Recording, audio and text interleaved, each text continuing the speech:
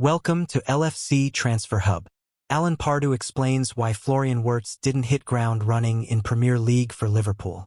Florian Wirtz has become a major talking point around the Premier League after his debut for Liverpool in the 4-2 win against Bournemouth. The Reds squandered a 2-goal lead after Antoine Semenyo's second-half brace leveled the contest at Anfield, but late goals courtesy of Federico Chiesa and Mohamed Salah secured the 3 points. Hugo Ekitike continued his very promising Liverpool start on Friday evening, opening the scoring in the 37th minute before assisting Cody Gakpo for the host's second. Although the Reds lost the Community Shield against Crystal Palace, Wirtz impressed alongside Ekitike at Wembley in their first competitive start.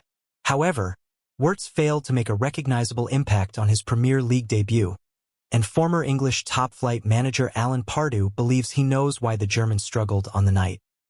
Florian Wirtz needs confidence to thrive at Liverpool. When speaking live on TalkSport, Pardew cited that Wirtz needs to gain the confidence that he can be a leading player for Liverpool in the Premier League. So, it's not unusual for big signings to have that kind of adjustment period, especially coming into the Premier League. Today, we saw Cunha and Bumo, who are Premier League ready, look good.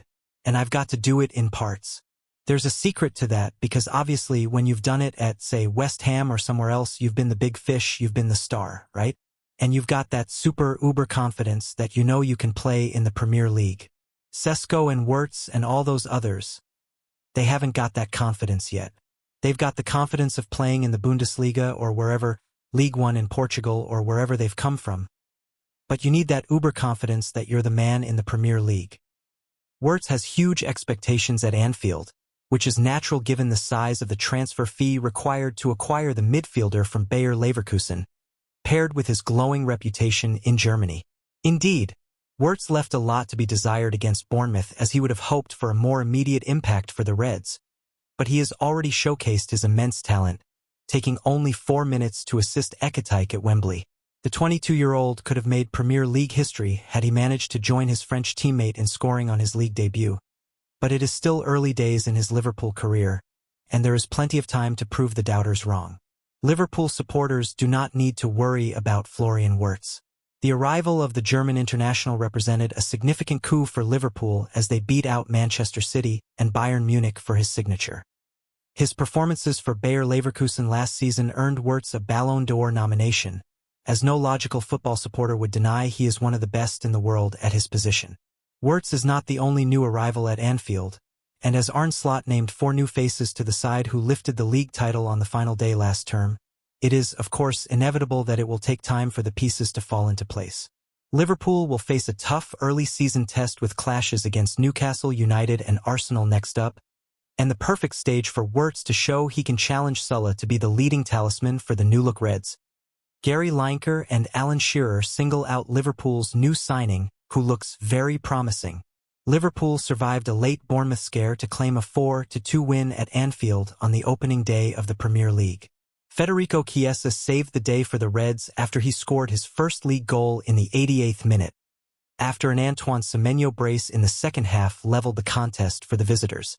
The Bournemouth forward had set up a nervy ending to the Premier League opener on Friday evening, but after Chiesa restored clarity at Anfield, Mohamed Salah's strike in stoppage time secured the 3 points for the champions. After the match, captain Virgil van Dijk addressed his ongoing concerns following the Reds' collapse from a comfortable 2-goal lead, eerily similar to the Community Shield defeat against Crystal Palace.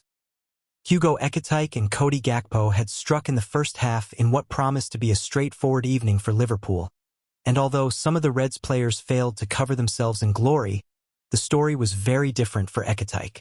Hugo Ekitike shines for Liverpool on his Premier League debut. When speaking on The Rest is Football, co-hosts Gary Lineker and Alan Shearer singled out the Frenchman after other new centre-forward signings around the Premier League failed to deliver. Lineker said, "We saw João Pedro. Not much happened for him after his glory in the Club World Cup final. We saw Gyökeres for Arsenal, he didn't really get a kick, and Sesko came on relatively late. So, it's hard to judge. But I think the one striker, the Nines, who really stood out for me in an impressive debut was Ekitike. Ekitike has drawn comparisons to Luis Suarez after a scintillating start to life at Anfield. He opened his account for the Reds after 4 minutes in the Community Shield. Furthermore, Ryan Gravenberch dubbed Ekatike as quality after he scored the opening goal against Bournemouth. And with 2 goals from his first 2 starts for Liverpool, it is indeed a very promising start for the striker. Shearer added, "Yeah, he carried on from last weekend, didn't he, in the Community Shield?" It was interesting to hear him talk after the game in terms of him saying the physicality of the Premier League. He's had slightly different. 1 minute he's going up against a big center half in a scrap, but I think he's got the intelligence also to drop off like he did for his goal. It was a lovely run to get the ball short, then find the space in the middle and go in behind. He might have got a little bit of luck in the ricochet with the tackle, but the way he finished it off. And of course linking up with Gakpo, that goal as well, I think he played a large part in that with his hold-up play, the turn and the pass and all that. It's a very, very promising start from him. Liverpool should reconsider Alexander Isak's stance. Liverpool's pursuit of Alexander Isak has dominated the headlines in recent weeks, as the Newcastle United player reportedly continues to push for a transfer to Anfield. Of course, all Red supporters would love to see the Swedish international at the club regardless of the potential British transfer record fee it would take to secure his services from Newcastle. However, Ekatike is forcing the issue, and now Arne Slot is faced with a monumental decision whether Isak's potential rival is worth the possibility of hindering the Frenchman's development this season. As Van Dijk pointed out, there are far bigger issues that must be addressed in the remaining weeks of the transfer window, with another centre-back needed despite the recent arrival of Giovanni Leone. The Reds do require another centre-forward, but perhaps one to act as understudy to Ekatike rather than take his place in the starting lineup. He has already proven he is more than capable of being the main man at Anfield. On the other hand, Andrea Berta devises new plan to sign Rodrigo from Real Madrid as Arsenal hold fresh talks. TBR Football understands that Arsenal would now ideally like to sign Rodrigo on loan from Real Madrid this summer.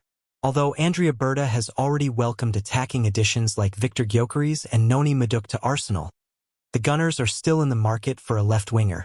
Gabriel Martinelli began the season on the left for Arsenal in their 1-0 win over Manchester United. But come the end of August, Mikel Arteta's attack could look very different, especially if Berta is able to recruit Rodrigo from Spain. Arsenal would ideally like to sign Rodrigo on loan from Real Madrid. That being said, chief correspondent Graham Bailey understands that both Arsenal and Man City had fresh contact with Rodrigo's camp last weekend. On their part, Arsenal are ready to make a push for Rodrigo, but they do also need to make room in their squad in order to do so. Leandro Trossard is expected to leave Arsenal, and the likes of Reiss Nelson, Fabio Vieira and Alexander Zinchenko are all available too. And perhaps with that in mind, it's understood that Arsenal would ideally like to sign Rodrigo on loan from Real Madrid. Arsenal fans will recall that Arteta welcomed Martin Odegaard to the club on loan from Real back in 2021, a move that was then made permanent, and it's clear that the two clubs have a good relationship, which may help Arsenal to bring the Brazilian to the Emirates Stadium. Man City see Rodrigo as their ideal Savinho replacement. Unfortunately for Arsenal, Man City are also very much in the mix to sign Rodrigo. Recently revealed that Savinho is keen to leave City to join Tottenham Hotspur, a move which might cause double frustration for their North London rivals. Not only would Spurs be strengthened by Savinho's arrival, but his move to N17 might also lead City to execute a deal for Rodrigo. Arsenal have done a lot of work on signing Rodrigo from Real, and they've been patiently waiting for the situation to unfold throughout the summer. But it could prevail as a two-horse race for the Brazil international, who will be keen to have a strong season in the lead-up to next summer's World Cup. Manchester United showed signs of promise at Old Trafford on Sunday. On the other hand, Micah Richards says Man United have signed a monster who will tear up the Premier League. The Red Devils had 22 shots against Arsenal and 62% possession, unfortunately losing 1-0 after a mistake from Altay Bayender. However, there was a lot for Ruben Amorim to be pleased about, with the likes of Mateus Cunha and Brian Bumo delivering encouraging displays on their Premier League debuts for Manchester United. Benjamin Sesko also made his Premier League debut following a £74 million move from RB Leipzig, and Micah Richards has high hopes for the Slovenia international. Thanks for watching. Like and comment and subscribe.